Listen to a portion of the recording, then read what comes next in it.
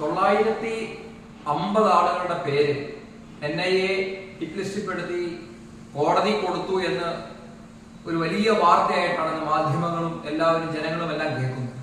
ഇതിൽ ഒരു അതിശയോക്തിയുമില്ല. ഒന്ന് രണ്ട് കാര്യങ്ങൾ മാത്രമാണ് ചോദിക്കാനുള്ളത്. ഒന്ന്, PFI നിരോധിച്ചു, അതിനുശേഷം അതിനകത്തെ പ്രവർത്തകർ ഇന്ന് എവിടെയാണ് പ്രവർത്തിക്കുന്നത്, ഏതൊക്കെ രാഷ്ട്രീയ പാർട്ടികളാണ് പ്രവർത്തിക്കുന്നത്, അവർക്ക് ആർക്കൊക്കെയാണ് ബന്ധം എന്ന് കൃത്യമായി ഇവിടുത്തെ പോലീസിന് അറിയാം. ഒന്ന്.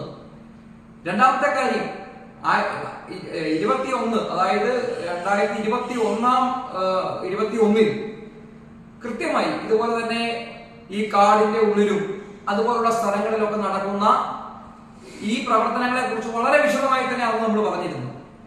കൃത്യമായി പോലീസിന്റെ അടുത്ത് തന്നെ നിരവധിയായിട്ടുള്ള കാര്യങ്ങൾ രേഖാമൂലം കേരള പോലീസിന്റെ കയ്യിൽ ചില വസ്തുതകൾ കൊടുത്തതിന്റെ അടിസ്ഥാനത്തിൽ ഒരു അന്വേഷണം നടന്നില്ല എന്ന് മാത്രമല്ല, പരാതി കൊടുത്തവർക്കെതിരെ ശക്തമായ രീതിയിലുള്ള പ്രതിഷേധം, വധഭീഷണി അടക്കം വന്നിട്ട് കേരള പോലീസ് എന്ത് നടപടിയാണ് എടുത്തത്? അപ്പൊ ഇങ്ങനെയുള്ള അവരെ പ്രോത്സാഹിപ്പിക്കുന്ന രീതിയിലുള്ള നടപടികളാണ് എടുത്തത്. 120O പ്രകാരമുള്ള കേസുകൾ, ഭീഷണിക്ക്, ശരിക്കും പറഞ്ഞ കൊല്ലും എന്ന് പറഞ്ഞ ഭീഷണിക്ക് പോലും അന്ന്, ഇപ്പൊ ആ നിയമം മാറ്റി 120O പ്രകാരം ഒരു കേസ് എടുത്തതല്ലാതെ എന്ത് നടപടിയാണ് എടുത്തിട്ടുള്ളതെന്ന് പോലീസ് ഒന്ന് വ്യക്തമാക്കണം. എത്രയോ സ്ഥലങ്ങളിൽ പശ്ചിമഘട്ട മലനിരകളെ സംബന്ധിച്ചുള്ള കാര്യങ്ങളെല്ലാം തന്നെ വളരെ വിശദമായി തന്നെ എത്രയോ റിപ്പോർട്ടുകൾ പോലീസിന്റെ പക്കം നമ്മൾ കൊടുത്തിട്ടുണ്ട്, ഇന്റലിജൻസിന് കൊടുത്തിട്ടുണ്ട്. ഏതെല്ലാം പരാജയമാണോ എന്നൊന്നും ഒരിക്കലും ഞാൻ പറയുന്നില്ല.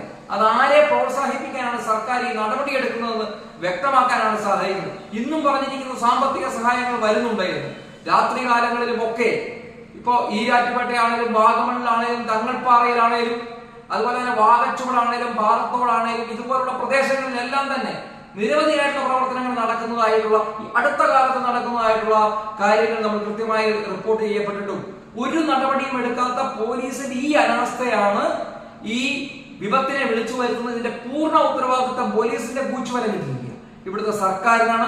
അവരെ ഇരുകൂട്ടരും, അത് ഭരണ പ്രതിപക്ഷമെന്നില്ലാതെ താലോലിച്ചുകൊണ്ടിരിക്കുകയാണ്. ഇവരുടെ കേസുകളിൽ PFI, SDPO, മറ്റ് രാഷ്ട്രീയ സംഘടനകളിലോ പോയവര് അവർക്ക് വേണ്ടി ഒരു കേസ് വന്നാൽ പോലീസ് സ്റ്റേഷനിൽ പോലും വരുന്നത് ഇതിന്റെ നേതാക്കന്മാരാണ്.